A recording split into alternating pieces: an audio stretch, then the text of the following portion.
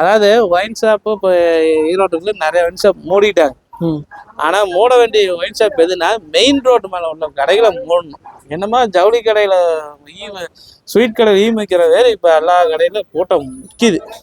அதை பார்த்தா குடிக்காதவன கூட ஆசை வந்துட மாட்டேங்குது. இங்க இன்னும் இத்தனை கூட்டம் இருக்குது, நம்மளும் போலாமாங்கிற மாதிரி போயிடும். அதனால அப்படியெல்லாம் வைக்கக்கூடாது. மெயின் ரோட்ல உள்ள கடைகளை க்ளோஸ் பண்ணுங்க.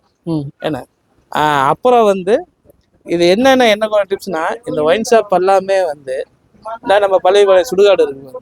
சுடுகாடு ஒரு ஊருக்கு ஒதுக்குப்புறத்துல ஒரு சுடுகாடுன்னு இருக்கும். குடிச்சிட்டு அப்படியே படுத்துக்க சொல்றீங்க. அங்க கடை வைங்க, சுடுகாட்டுக்குள்ள கடை வைங்க. அப்போ நீங்க சொல்ற பாத்தீங்கன்னா ஒரு 40 வருஷத்துக்கு முன்னாடி இருந்த மாதிரி சுடுகாட்டுக்குள்ள கடை வைங்க. கடை வச்சீங்கன்னா தேவைப்படுறவன் சுடுகாட்டுக்குள்ள போவான்.